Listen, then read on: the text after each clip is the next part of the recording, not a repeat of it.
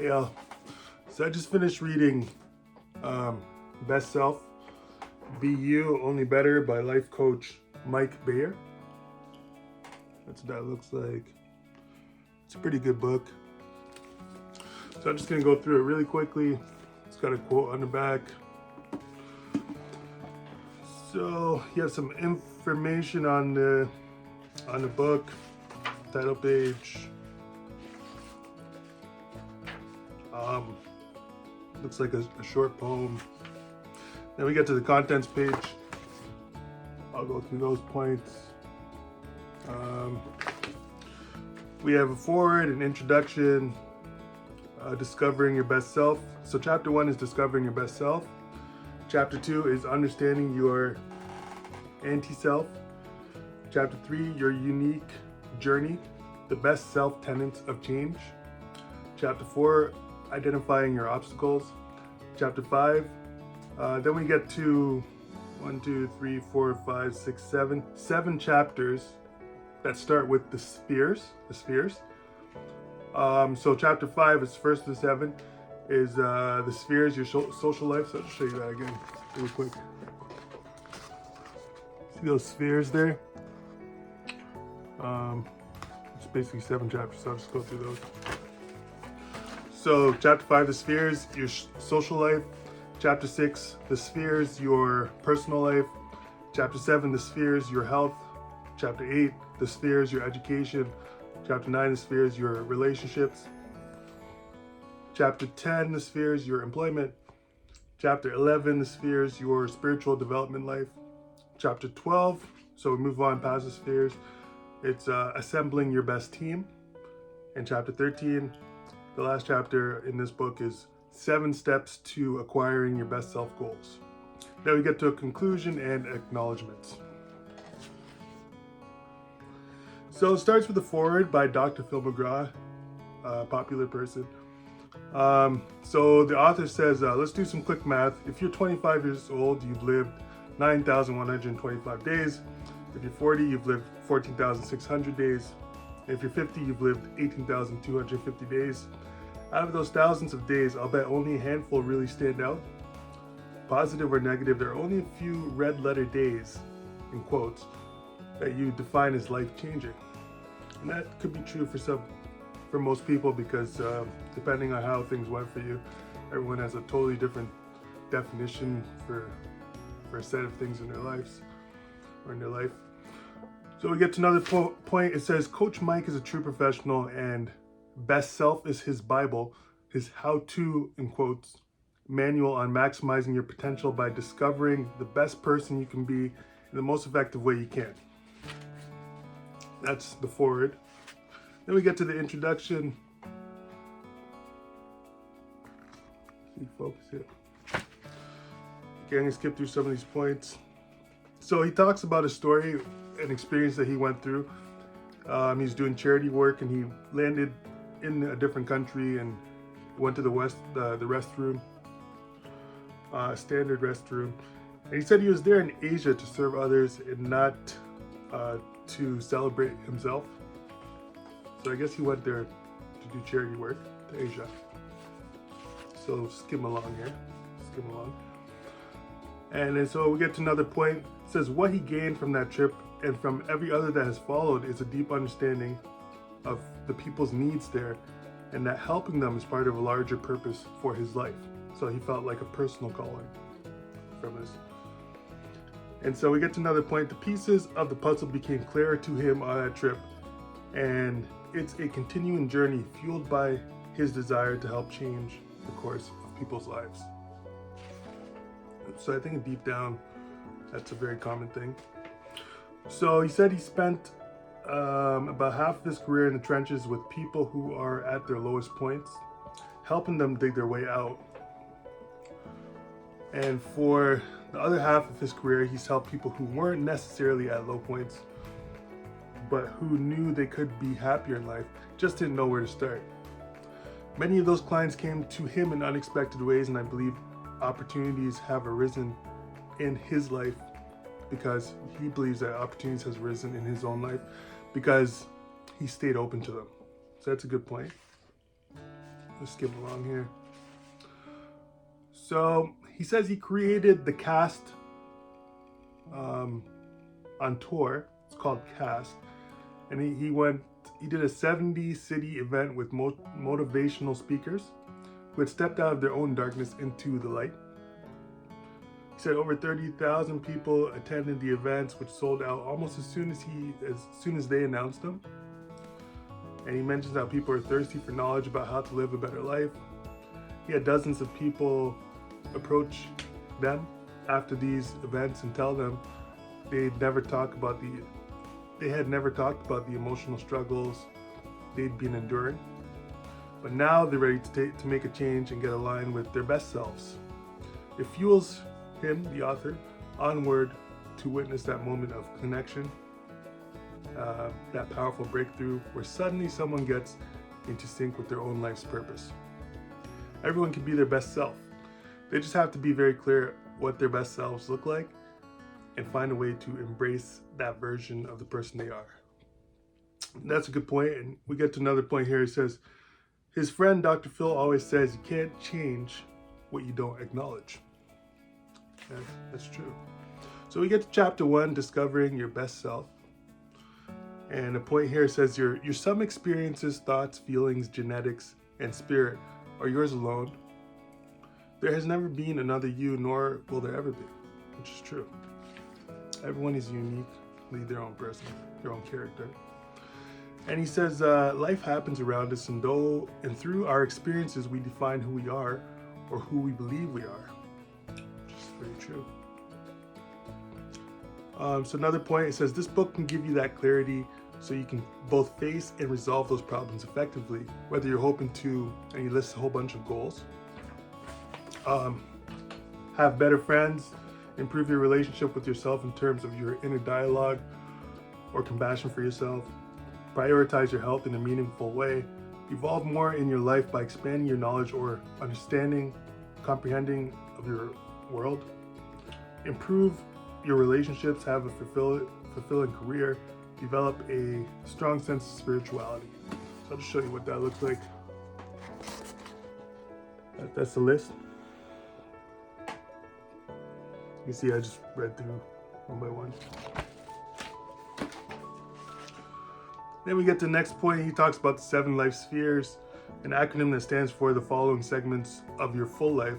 So social life, personal life, health, education, relationships, employment, and spiritual development. So we'll go through those chapters shortly. He talks about the power of a journal with some pictures and drawings. Then he gets to a part where it says write your traits. So he asks the reader to write down all their best traits or characteristics of yourself that you feel are authentic to you. And so he goes through a list here with some questions, and they're very good questions too, like, are you compassionate toward yourself and others?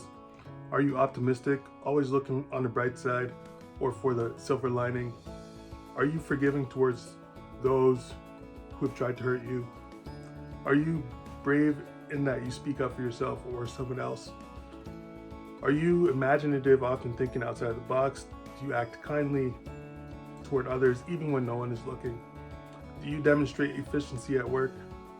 Do people consider you to be a loyal friend and or trusted confidant?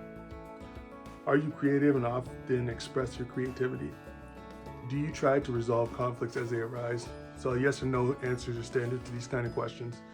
And he has a list of words that are very important in terms of positive traits. And they're related to one another. So I'll just show you what it looks like.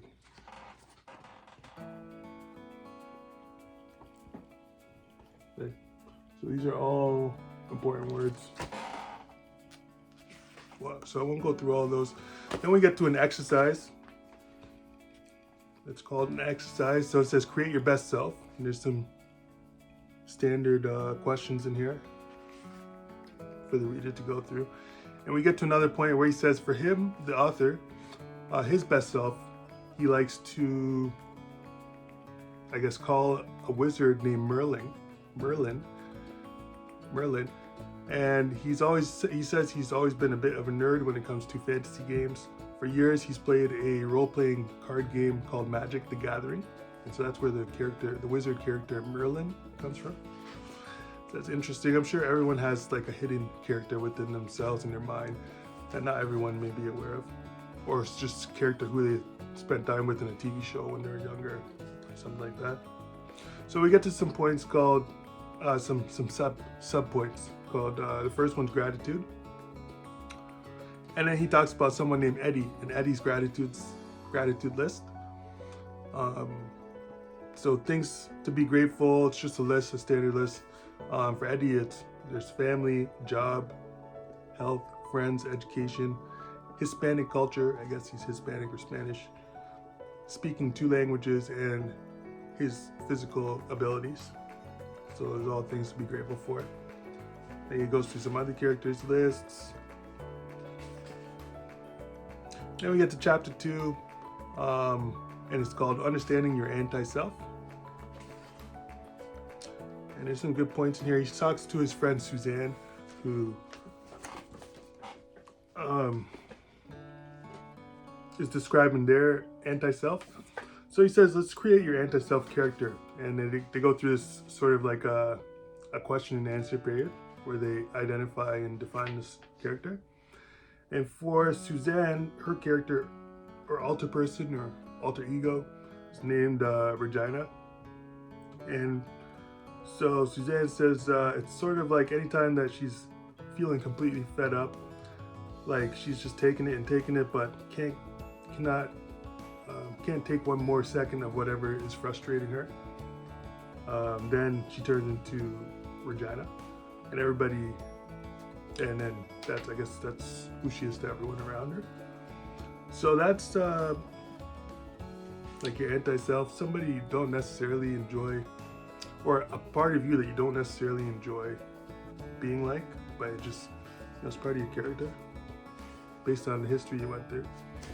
So you get to an exercise, identify your anti-self traits, and then some questions to help you think about these traits that the author puts in here. So it says, he asks, do you harbor unforgiveness toward yourself or others?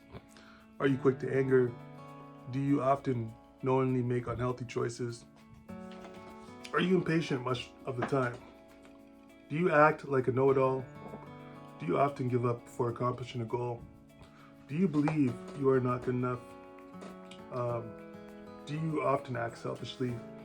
So these are yes or no answers. And you have another list of important words, traits to identify what's in your anti-self character. So we go past that chapter, and then we're on to chapter 3. Your unique journey, the best self, tenets of change. So I'll show you what that chapter looks like. So let's go through this really quick, skim through it really quick. So we get to 5 tenets of change. The author talks about its curiosity, openness, focus, honesty, and willingness. And he goes through each of those points one by one. And in the stages of change, I'll show you what it looks like. So the stages of change, forward mark improvements or and also improvement. Pre-contemplation, you have no intention of changing any of your existing behavior. You're likely unaware a problem even exists. Contemplation, you become aware that you need to take action in some area of your life, but you have no intention to change just yet. Preparation, you're intent on taking action to correct the problem. You're convinced that you need to change something in order to improve some or all areas of your life. And you believe you're capable of doing what is required of you. Action is another stage. You are actively modifying your behavior in order to improve your life. And then maintenance, you're sustaining your changed behavior, and new behaviors have replaced old ones. So I'll just show you what that looks like. Just going through a list.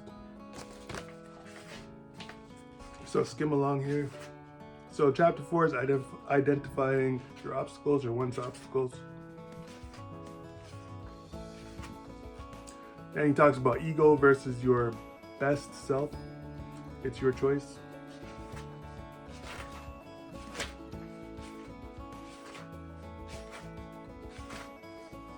He talks about plugging into the power of rituals. Then we get to chapter 5 where he discusses the spheres. So they're all on a list, like a long list like this. Each chapter goes through each letter like this, one letter at a time, all the way down to the last one. There's 7. And so this is the first one.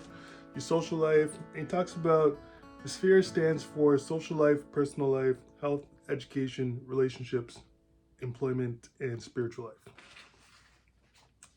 So skim along here. Yeah, and then he gets sending clear messages, questions for you to answer as a reader. Or for him, he's a life coach, so he has like patients and clients that he'll bring these questions through. It's just to get you to know your own self a little better.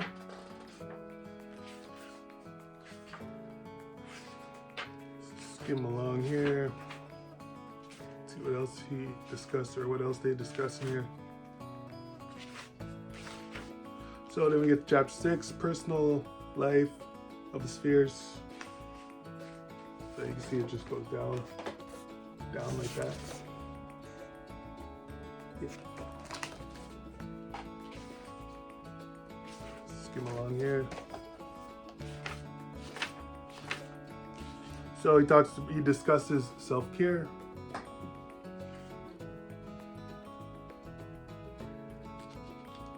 And gives a quiz. And he discusses building your stress management system. And the first part of that is mindful breath exercises. The second part is physical exercise. The third part of it is celebrate your life. The fourth part is clean up your sleep routine. The fifth part is unplug from tech. Sixth is connect with your relaxation. And those are just self-management techniques.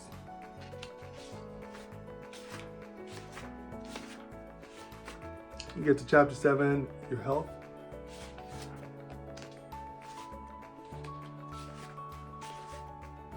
So I'm just going to skim along here. So he talks about nutrition, how to think about what you eat. First part of it is carbohydrates, then fat, then protein, then interval fasting, then exercise, like in the gym or body conditioning. Then prevention and wellness. And then he gives a health inventory with some things to recognize. Then we get to chapter 8, which is your education. Let's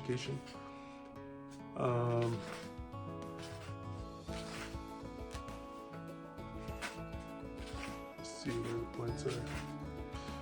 Still not much in that chapter. So then we get to chapter 9, which is, or are your relationships. And he discusses values. So section 1 of this is family relationships. And section 2 is intimate relationships.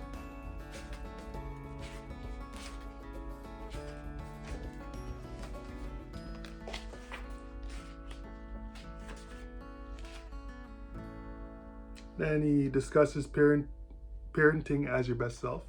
Parenting is important. It takes a long time. Then we get to chapter 10, which is your employment. So depending on what you do for work, some people are self-employed, some people are partially self-employed or working full-time for someone else or for something else. So first part of it is making money. Second part is the out of work scenario.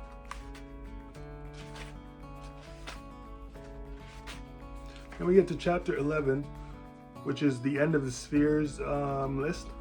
It's called your spiritual development life. You see that there? So I just go skim through the points.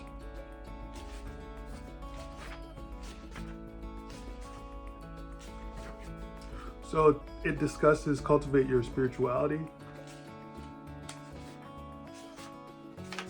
It discusses defining your spiritual life.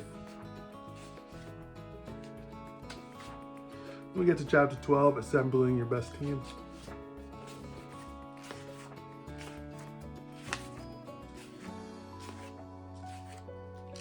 It discusses reciprocity of love, trust and expectations. Then we get to chapter 13, 7 steps for acquiring your best self goals.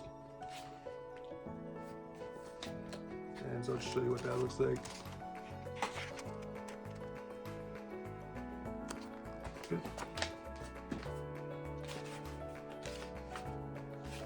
So step 1, define your goal in terms of specific events or behaviors. Step 2, express your goal in terms that can be measured.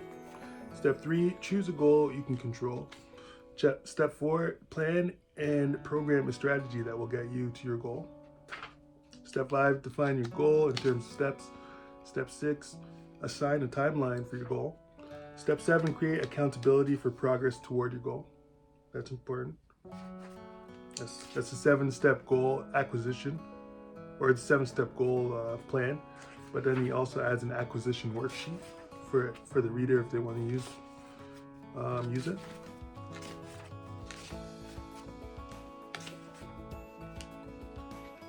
Skim along here. And at the end of that chapter, it says constantly acquire new goals. So that's good to do. Then we get to the conclusion, and he gives us a story here. And he mentions that he was honored when Dr. Phil asked him to appear again after that segment, and then again after that. It was never something that they expected, or not something that he ultimately sought out or even dreamed of, but it happened. So he got a big boost from Dr. Phil, and I think his show or event, something like that. Then we get to acknowledgements. He talks about his team, and then we get to about the author. And that is the ending of the book. So that's Best Self, Be You, Only Better by Mike Bayer. I think it's a really good book. So when you have some time, or if you have some time, I recommend picking that one up and reading it.